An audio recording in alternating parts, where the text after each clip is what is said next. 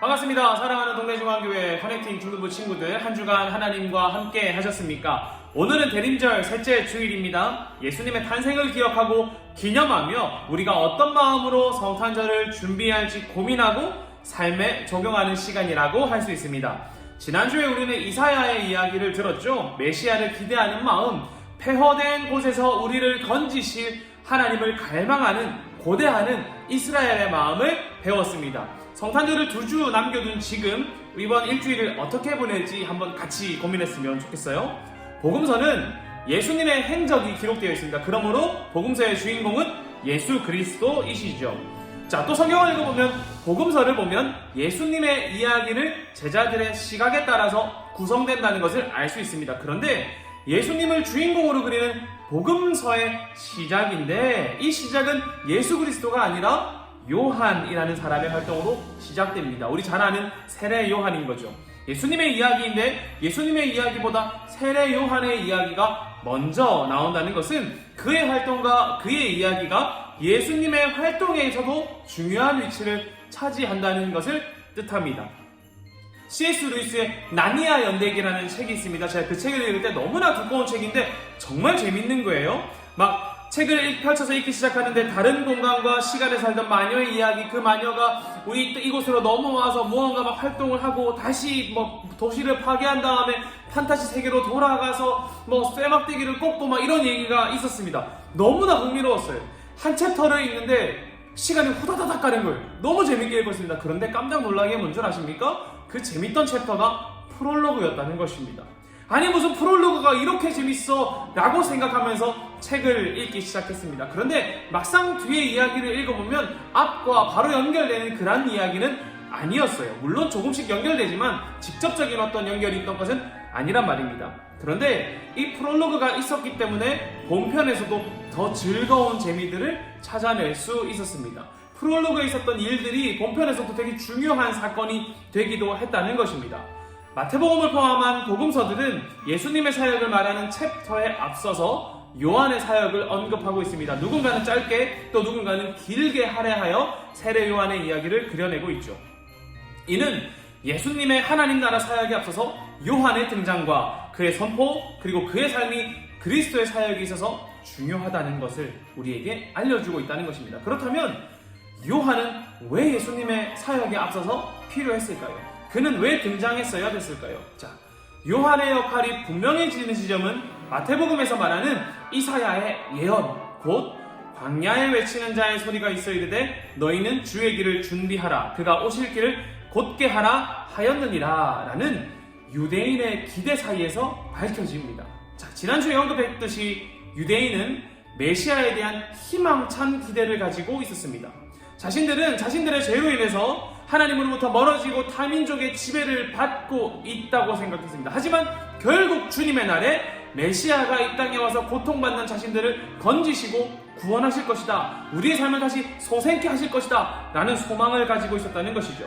자, 이스라엘이 하나님의 일하심을 깨달을 수 있는 표징 중에 하나가 무엇이냐면 바로 엘리야와 같은 사람의 출현입니다. 자, 누가복음 1장 17절은 요한을 그릴 때 이렇게 말합니다. 그는 엘리야의 심령과 능력을 가지고 주님보다 먼저 올 것이다. 그래서 아버지의 마음을 자녀에게로 향하게 하며 순종하지 않는 사람들을 의인의 지혜로 돌아서게 할 것이다. 그래서 사람들에게 주님을 맞을 준비를 하게 할 것이다. 아멘. 그러므로 이들은 주의 날에 앞서서 선지자, 곧 엘리야와 같은 사람을 갈망하고 있었다는 것입니다. 자, 이러한 발견 가운데서 세례 요한이 딱 등장하죠. 그리고 로마의 지배를 받는 이스라엘 사람들에게는 새로운 희망이 되기 시작합니다. 사람들은 아마 요한을 보면서 메시아를 준비하는 엘리야로 여겼을 것입니다. 4절을 보면 요한의 모습을 묘사하는 장면이 있습니다. 이렇게 말하죠. 그는 낙타털 옷을 입고 허리에 가죽띠를 둘렀다, 이렇게 말합니다. 그런데 열왕기하 1장 8절에 보면 엘리야의 모습을 이렇게 그립니다. 그 사람은 털옷을 입고 허리에는 가죽띠를 메고 있었습니다. 아하시아 왕이 말했습니다. 그 사람은 디셉 사람 엘리야다. 아멘. 이렇게 외모를 언급하는 것은 성경에 흔한 일은 아닙니다. 그러므로 이들이 세례 요한의 모습을 그리고 있다라는 것은 세례 요한이 바로 이스라엘이 기다리던 메시아를 준비하는 엘리야의 역할을 하고 있다는 것을 강조하기 위함일 것이에요. 요한이 털옷을 입고 허리띠를 동여매고 광야로 나가서 외치기 시작했을 때 사람들의 마음은 꿈틀거리기 시작했습니다. 열왕기의 내용을 알고 있던 이스라엘은 그의 모습을 보면서 엘리야를 떠올렸을 거예요. 엘리야와 같은 사람이 우리에게 왔다, 이렇게 말입니다. 또 그가 엘리야의 역할을 하는 선지자라는 것도 알게 되었을 것입니다. 그리고 그의 메시지를 들을 때 우리를 건지신 하나님 나라가 드디어 오는구나, 하나님 나라를 기대하며 갈망하기 시작했단 말입니다. 자, 그렇다면 요한의 메시지는 무엇이었습니까? 바로 회개하라, 천국이, 하나님 나라가 가까이 왔다 입니다. 자, 여러분, 회개하라는 메시지를 들었을 때 여러분 어떤 생각 드십니까? 여러분 반응은 어떻습니까? 회개하라 이렇게 말하면 여러분 딱 어떤 마음이 드는 줄 알아요? 제일 첫 번째로 딱히 회개할 게 없는데요, 나는 잘못한 게 별로 없습니다, 이렇게 말합니다. 잘못한 것을 고백하면 또 고백할 만한 게 별로 없단 말이죠. 그리고 이러한 메시지를 외치는 사람들을 보면 아우, 저 사람 왜 저래? 이렇게 생각한단 말이죠. 여러분 길 가다가 혹은 옆에 있던 사람이 야 누구야, 상환아 회개해라 이렇게 말하면 아우, 쟤 또 이런 말 하네 라고 생각한단 말입니다. 분명 어떤 사람들은 회개하라는 메시지에 회개하고 나아갈 수도 있지만 우리는 막 저런 허무맹랑한 이야기보다 지금 내 앞에 있는 일 시험 잘 치고 맛있는 거 먹고 이거에 대해 관심이 많단 말이죠. 그런데 이스라엘은 요한의 이야기를 중요하게 생각했습니다.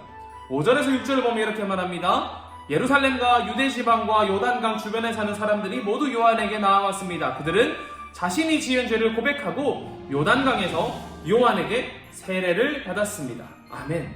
이스라엘 백성들은 요한의 이야기를 듣고 사방에서 나와 자신의 죄를 고백하고 세례를 받았단 말이죠.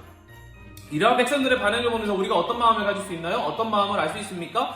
이스라엘이 정말 하나님 나라를, 그들을 건지신 메시아를 너무나 기대하고 있구나. 그러니 엘리야와 같은 요한이 나와 회개하라고 말하자 자신의 삶을 돌이켜 고백하고 회개하고 하나님 앞에 순종하고 세례를 받는구나 라는 것을 알 수 있습니다. 요한이 엘리야의 역할로 광야에서 메시지를 선포했을 때 그들은 열정적으로 요한에게 나아가 회개하며 하나님 나라를 준비하는 요한의 말에 귀를 기울이기 시작했습니다.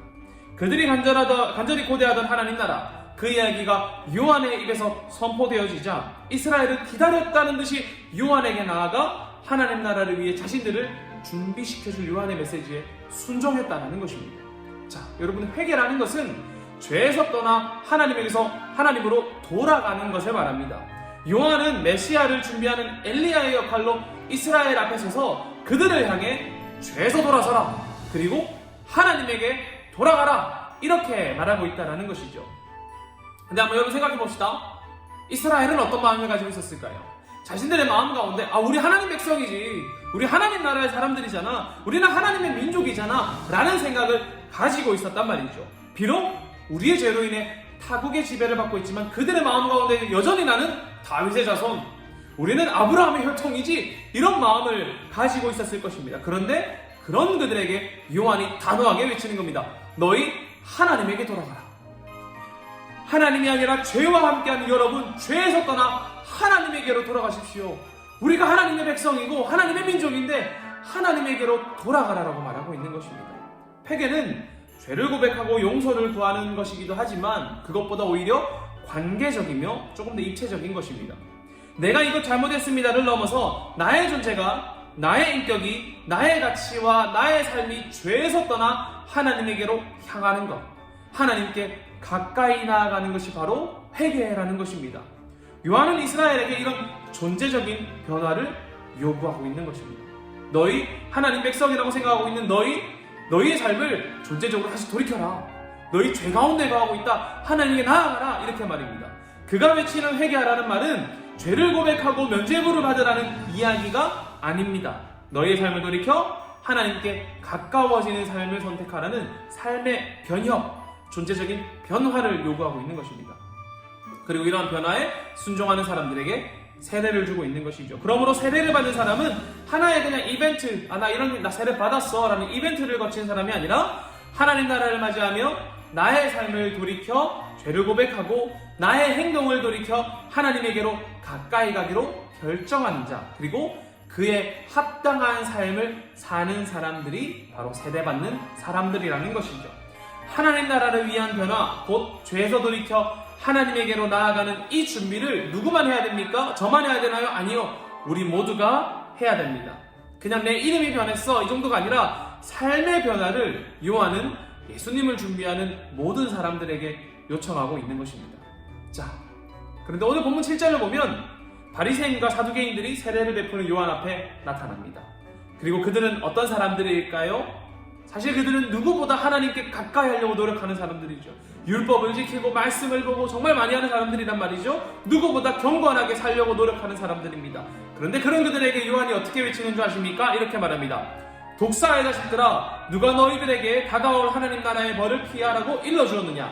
너희는 회개의 열매를 맺어라. 속으로 아브라함이 우리의 조상이라라고 생각하지 마라. 이렇게 말합니다.